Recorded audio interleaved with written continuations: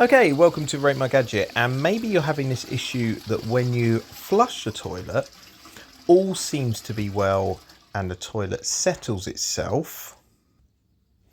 But then unfortunately a little time later you can see that there's water flowing back in to the bowl.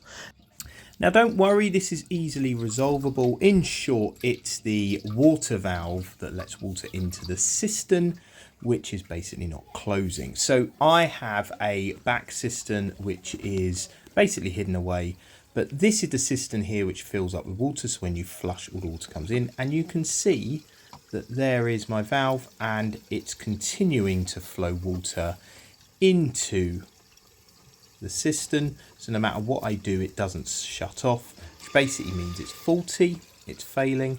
And in my design you can easily see there is the overdrain pipe. So the overdrain pipe goes down and it's flowing in, so that's why you have that gap between the flush, the water coming up, and basically once the water line gets to that point, because the valve is continually flowing, it may go over the top. Now it could be that you need to readjust where your valve sits and therefore the water line is too high, so you may want to try just to adjust the valve at the top.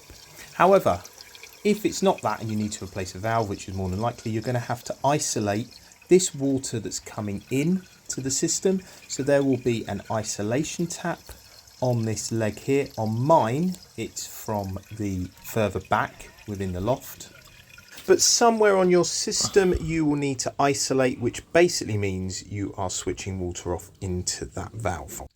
Okay, so I have isolated, so that means that I've no longer got any water coming out of the valve here. I've also flushed the toilet as well, so you can see that there's no water in here. Try and keep flushing the toilet as much as you can to get as much water out as you possibly can.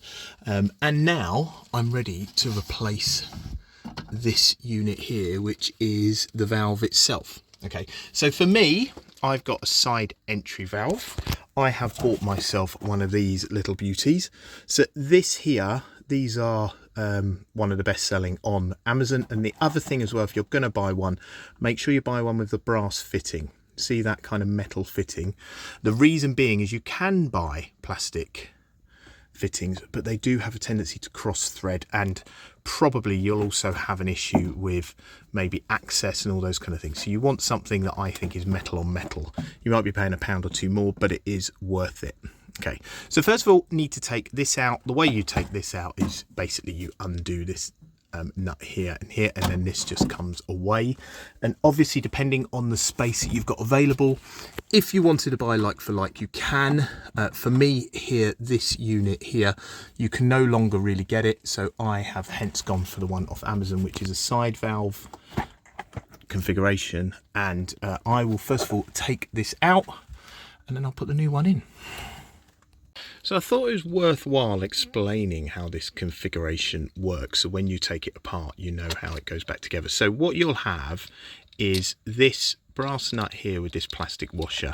That's where the case here, the cistern, sits in between where my finger is there. So this will be on the inside where the black washer is, this will be on the outside.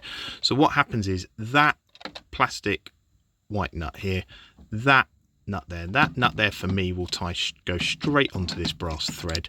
These two will sit outside, and then this will be the inside. And the reason for that is this rubber bung, that's the water seal there, so that pushes up hard against the inside of the tank like that. Okay, so I'm going to take this one out, and the way to do that is I have this probably will be hand tight, it depends if you have the same as me. So that has loosened that up. Now this is clamped down onto the equivalent of that thread, so I need to now undo that with a spanner, and then all the units should be able to come out. Okay, so I have undone this now, and I'm just undoing this. So I've undone it with a spanner, so this will now come fully away. Okay, now you might need to be careful because there might be, there you go, a little bit of water in it. In my case the water is a drop here, so it shouldn't be too much. And there you go, there is the inside or the outside, and look, you can see there's a thread there for the valve. Okay, so now I can take this completely off and I can push the valve inside and out. So there you go, plastic nut off. Valve is now loose, so this washer can come off here. This whole unit now I can pull out of there and lift out. Oh, can't see it very well. Apologies, camera angles and all that. Oh God. There you go. There you go. Right, so all of that unit is now out. Okay, so I can discard that because that's rubbish.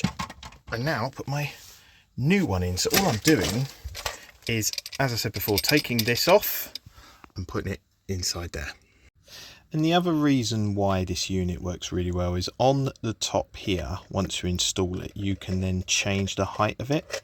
Here, it feels a bit clunky, but when you spin it, that grey box goes up and down, and therefore that sets the height for the water level. So once you've got it installed, as long as you can get access to this little knob on the top, you can turn it anti-clockwise or clockwise, and it starts moving that down or up. Okay, so there you go. New unit has been put in. This is only hand tight at the moment, so I'm going to tighten this up. And the reason you need that tight is because that seal on the inside there needs to be fairly decent, but in mine the water level will only come up so far, so it won't go past that point, but still need that. The other thing as well you might want to check on is that this washer in here, if it's that you've got it away and you want to replace it, then it might be a good idea. But that means now, if I just show you, I can then put that up there, put that up there. This is a 1/2 inch thread. So there you go, that goes on there beautifully. Oh, right, I'm going to need 2 hands to do this. And this is why it's difficult, that you want to make sure, I prefer the brass thread so you don't thread it, because otherwise if you've got it at an angle, it's so easy to cross thread the plastic. But let me put it on there and I'll show you. And there you go.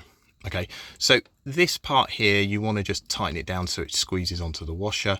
Don't try and do it too hard, but hard enough in which try it. And then this here, also tighten it up. Now for mine, I don't need this to be really watertight because there won't be any water coming up to this water line because I've got that overflow pipe which is below it. However, just check on yours. Okay, and then that means that the valve is in, ready to go. What you do now is turn the water on and check that there's no leaking from outside here. Okay, if the water level goes above it, also check that there's no water leaking outside here. So your first check is turn the water on. I would personally force the valve closed, so keep this in an up configuration like that, so that what that's doing is the water will be coming into the pipe here, but it won't be flowing through. So you've got, you know, water pressure in there. Then you see if it's dripping. If it's dripping, then you're going to have to tighten this up a little bit.